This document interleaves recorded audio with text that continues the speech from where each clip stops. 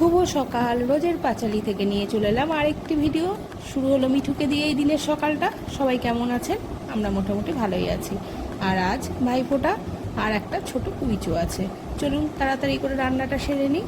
আর এদিকে ভাত আমার উপর দেওয়া হয়ে গেছে, আর এদিকে ফুলকপি, আলু, পটল, ডিম, পেঁয়াজ, লঙ্কা, লেবু, টমেটো যা যা আছে সবটাই আমি করে রেখেছি। আর মোটামুটিভাবে আমার রান্না হলো কমপ্লিট। এইবার আমি যাব ওদের ভাইফোঁটার জন্য, মানে আমার ছেলে মেয়ের কথা। আর ও বাড়ি যেতে যেতেই এই দুটো দেখালো। আমার যে জায়ের মেয়ে বা আমারই মেয়ে, সে ভীষণ গুণী একটা মেয়ে। আর সে এত সুন্দর ড্রয়িং করে, আমি কোনো দিন দেখাবো, অবশ্যই দেখাবো ড্রয়িংগুলো। আর ও আপাতত এই মুহূর্তে মেডিকেল ডিপার্টমেন্টে আছে, পড়াশোনা করছে, এখনও পড়াশোনা শেষ হয়নি। আর 2 বছর পরে যদি কোনো কাজ পায়, আশা করি খুবই ভালো হবে, কারণ খুব খাটছে মেয়েটা আর মেধাবী। আর এরা দুই ভাই বোনই মেধাবী, এটাও সত্যি কথা।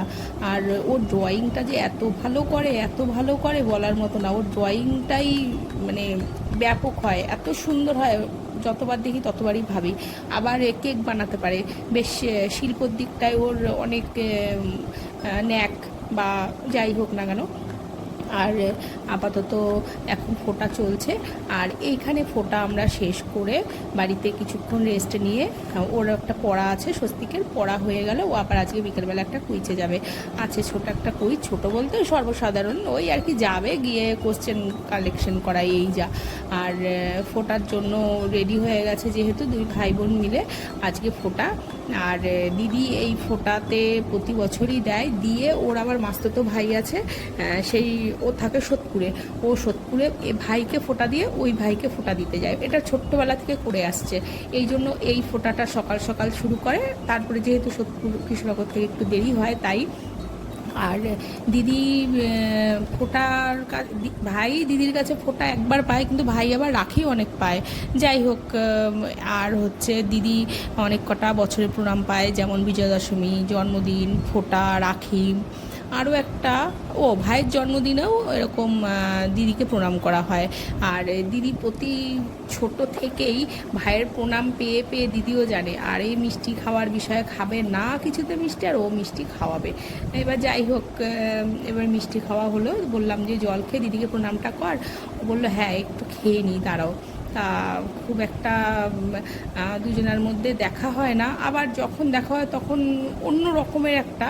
আর আজ ভাইফোঁটা, পৃথিবীর সমস্ত ভাই বোনের সম্পর্ক এরকমই থাকুক, সুস্থ থাকুক আর ভালো থাকুক, প্রত্যেকের ভাই বোনের জন্য শুভকামনা রইল। আর এই সেই প্রণামটা সারা হয়ে গেল। এবার আমরা বাড়িতে গিয়ে একটু রেস্ট করব, খাওয়া দাওয়া সেরে কিছুক্ষণ পরে তারপরে আমরা বেরোবো। আর ও ওই দিক দিয়ে একটু পরেই ট্রেন ধরে চলে যাবে। আর আজকে কুইজ আছে, চলুন দেখবেন কুইজের কী অবস্থা। আর ফোঁটা দেওয়ার পরে দুজনেই ক্লান্ত, দেখুন কত সুন্দর লাগে। আর আমরা মোটামুটিভাবে একটু রেস্ট নিলাম। আর ওরও পরপর একটা পড়া ছিল, সেই পড়াটা পড়ে এসে আবার নতুনভাবে রেডি হলাম। আর একটু তাড়াতাড়ি বেরোতে হবে, কারণ এটা ধুবুলিয়া বিনয় সংঘ ক্লাবে আছে শুভম আর সুদীপ্ত, হ্যাঁ শুভম আর সুদীপ্তর প্রোগ্রাম আছে। আর এইটা আমরা এখন যাব। আর এই যে গেট আমাদের খেতেই হবে, কিছু করার নেই। আর এটা কিন্তু আন্ডার 25, তাই একটু ভালো লেভেলেরই হবে প্রশ্নটা। এরা আশা করি কিছু করতে পারবে না, লিখলেই হয়তো বাড়ি চলে আসতে হবে। তো শুভম আর সুদীপ্ত অনেকক্ষণ, মানে এরা খুবই ভালো ছেলে, একজন নেভিতে, একজন মনে হয় পুলিশে চাকরি করে। আর এই যে সেই প্রত্যেকে খাতা দেওয়া হয়ে যাচ্ছে পিলির জন্য। আর এ হচ্ছে সুদীপ্ত, এ নেভিতে চাকরি করে। আর এরা বড় হয়ে গেছে, কিন্তু এরা ছোটদের খুব সাপোর্ট করে, যে তোরা আয় তারপরে দেখছি। আর এই লাল পাঞ্জাবি পরা এ হচ্ছে শুভম, একে পিপলাইও বলা হয়। তো ধুবুলিয়াতে এই দুজনার ভীষণই নাম আছে, অন্তত কুইচের ব্যাপারে। আর এরা অনেক কয়জন মিলেই টুকটাকভাবে কুইচে বসেছিল। তো সবাই তো আর 8 জনের মধ্যে বসতে পারে না। আর বিনয় সংঘ ক্লাবে কাল পরশুও কুইচ হয়েছিল। আর খুবই বড় ধরনের মাঠ, আর অনেক বড় কালী পুজো। আর বিকেল তো হয়েই গেছে। আর প্রোগ্রাম শেষ হতে হতে হয়তো 8টা না বাজলেও 7:30টার মতন বাজবে।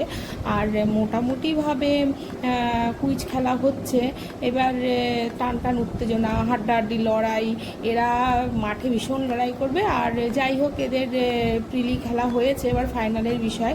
আর আমি ভেবেছিলাম হয়তো ফাইনালে উঠতে পারবে না, কিন্তু কোনো ক্রমে হয়তো কোথাও দিয়ে ফাইনালে উঠে পড়েছে। আর সেই যে যার মতন জায়গায় বসে পড়ছে ফাইনাল অনুযায়ী। আর এখানে 8 জনকে সিলেক্ট করা হয়েছে। প্রথমে মনে হয় খেলতে এসেছিলো 12 থেকে 14টা দল, যাই হোক। আর সেই প্রাইজগুলো, আর ফাইনালে উঠেছে মানেই যে ওকে র্যাঙ্ক করতে হবে এমন কোনো কথা না। এটাও একটা ভালো জিনিস ফাইনালে উঠলে, যে মনটা টিকে থাকে কোশ্চেনগুলোর জন্য। নইলে আবার মনে হবে যে ফাইনালে উঠিনি, প্রিলির 25টা প্রশ্ন নিয়েই চলে গেলাম। কিন্তু ফাইনালে যে এক একটা রাউন্ডে 8টা করে 5 থেকে 6খানা রাউন্ড হয়, এই যে এতটা মানে কম করে 70 থেকে 80টা কোশ্চেন ওদের কাছে চলে আসছে, এটাও কিন্তু একটা দেখার বিষয়। আর বিকেল গড়িয়ে রাত হয়ে গেল, আর একভাবে কুইজ হচ্ছে, কুইজ বন্ধ নেই। সুদীপ্ত তো ছিল, আর ওইদিকে আমরাও পেছনে বসেছিলাম, পিপলাই আছে, আর মেলাও হচ্ছে। আর এইদিকে আমরা একটু মেলা ঘুরে নিলাম, কারণ হচ্ছে এত পরিমাণে কুইজ হচ্ছে, আর কুইজে এত শক্ত প্রশ্ন। ফাইনালে উঠে তো গেছে, কিন্তু ওই ফাইনালে উঠে গেছে মানে ওই পর্যন্তই। আমি বুঝে গেছি যে এখানে কিছু করার নেই ওর। তো বর্ষণকে বললাম, বর্ষণ চল ঘুরে আসি। আমি শুভম বর্ষণ মিলে এখানে ভালো করে একটু ঘুরলাম আশেপাশে। আর বর্ষণের একটা ছোট ভাই আছে, ওর জন্য একটা ছোট্ট কিছু একটা খেলনা না নিলে না, তাই ও বললো না এগুলো একটু নিয়ে নিই ভাইয়ের জন্য। আর আচারের দোকান দেখে দাঁড়াতে পারলাম না, এত সুন্দর করে সাজিয়ে দিয়েছিল। যাই হোক, মেলা হলে তো আচারের দোকান থাকবেই। আর মেলা খুব সুন্দর সুন্দর, মানে খুবই সুন্দর। বিনয় সংঘ ক্লাবের কথা আর বলার দরকার নেই। আর টুকটাক আমরা মেলা ঘুরলাম, ঘুরে তারপরে আবার ওখানে একটু দাঁড়ালাম, কিছু জল কিনলাম আমরা, কারণ জল শেষ হয়ে যাচ্ছিলো। এদিকে আবার পান সাজাচ্ছিলো, দেখছিলাম কেমনভাবে সাজায়। আর প্যান্ডেলটা দেখুন কি সুন্দর প্যান্ডেল। আর ওখান থেকে আমরা আবার কুইচের ওখানটা চলে আসলাম, তখন শুভম কুইচ করাচ্ছিল। আর ওই টান টান উত্তেজনাই বলি আর লড়াই বলি, কেউ কাউকে এক চুল জায়গা ছাড়তে দিচ্ছে না। অথচ যেমন স্বস্তিকরা খুবই পিছিয়ে ছিল, ওরা কিছুই পারছিল না। এই করে আমাদের ফাইনাল খেলা শেষ হলো। আর ওদের র্যাঙ্কিংয়ে মনে হয় ওরা 6 নাম্বার কি 7 নাম্বার হয়েছিল, যাই হোক। আর তারপরে আমরা ওখান থেকে টোটো ধরলাম, ধরে এবার সুন্দরভাবে রাস্তায় বাড়ির দিকে আসা শুরু করলাম। ব্লগটি কেমন লাগলো জানাবেন।